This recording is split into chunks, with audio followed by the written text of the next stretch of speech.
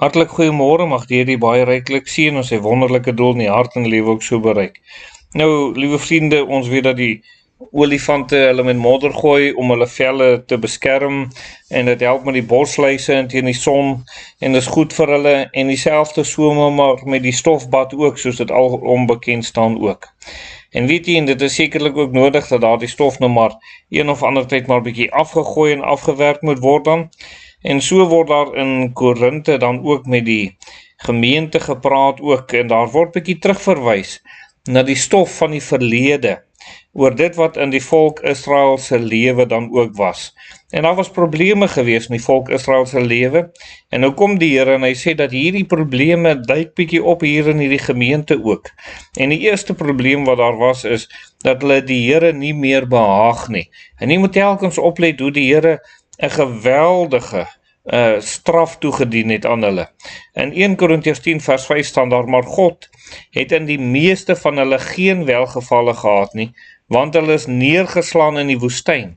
En hier verwys die Here na die volk Israel, toe hulle daar getrek het in die woestyn en hulle ongehoorsaam was om nie die beloofde land in te gaan nie. En die Here het nie 'n welgeval in hulle gehad nie, en die Here het hulle neergeslaan in die woestyn. 'n Verskriklike ding wat oor hulle gekom het dan ook. En dan was daar 'n volgende saak, en dit is dat hulle die afgode gedien. 1 Korintiërs 10 vers 7 sê, en wie is ook nie afgode dienaars soos sommige van hulle was nie. Weereens 'n probleem. En weet jy, en die Here het hulle geweldig gestraf oor hulle in hierdie afgode diens was. En dit was 'n probleem gewees met die volk Israel, alhoewel hulle 'n heilige volk moes wees. So kom die Here, en die Here spreek Korinte ook aan en sê, julle moenie teruggaan na die afgode diens toe nie, julle moenie terugval na die verkeerde dinge toe nie. En dan is daar 'n volgende saak wat daar genoem word, en dit is natuurlik die probleem wat daar was, dat hulle verkeerde dinge begeer het.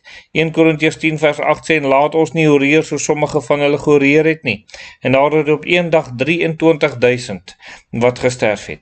En weet julle vriende, dis 'n geweldige straf wat die Here oor hulle gebring het, oor hierdie sonde waarmee hulle besig was. Die geweldige skade wat hulle kom aanrig dan ook. En weet jy, in ons tyd het dit seker ook nie veel verander nie. Mense is nog steeds besig met hierdie dinge. Daar is veral wat die hoerery betref, waar mense hulle begeer allerhande verkeerde dinge. Mans wat ander vrouens begeer, of vrouens wat ander mans begeer, en so meer. Hierdie dinge gebeur, en ons moenie dink dat dit ligtelik is nie. Die Here neem dit baie ernstig op, want sy kinders moet heilig wees. Die Here verwag van sy kinders om heilig te wees. Daar was nog 'n saak, liewe vriende, hulle het ook gekla oor God se voorsiening.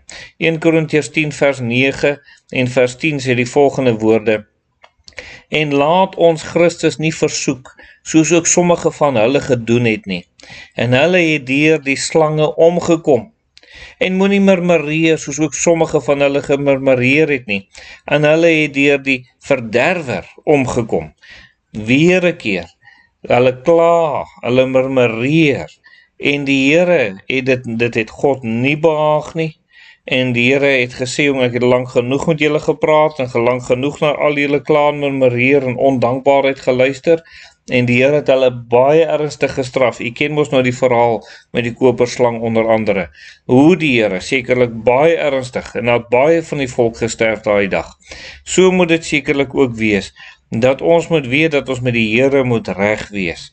Dit is belangrik dat ons daaruit moet leer. Die probleem, liewe vriende, in ons dag gaan die volgende wees, en dit is as ons nie ag gee op wat God sê nie. In Korinte was daar vir hulle gewys en gesê, dit is wat die volk Israel oorgekom het in die woestyn. Julle moet ag gee daarop. Nou kom die Here en hy sê vir ons, nadat die Bybel geskryf is, julle weet wat het in die volk Israel gebeur? Julle weet wat het in Korinte gebeur. Julle moet ag gee. En daarom moet ons ag gee. In 1 Korintiërs 10 vers 13 sê, geen versoeking het julle aangegryp nie, behalwe menslike nie. Maar God is getrou wat nie sal toelaat dat julle bo julle kragte versoek word nie, maar hy sal saam met die versoeking ook die uitkoms gee, sodat julle dit sal kan verdra. Dank die Here, daar is 'n uitkoms in elke versoeking. Ons hoef nie toe te gee nie, ons hoef nie soos die volk in allerhande sondes te val dat ons God nie behaag nie. Mag die Here verheerlik word. Kom ons bid saam. Ons dierbare Here, dankie vir die liefde en die genade, die wonderlike getrouheid, en wil U nie vir ons naby nie trek nie. Amen.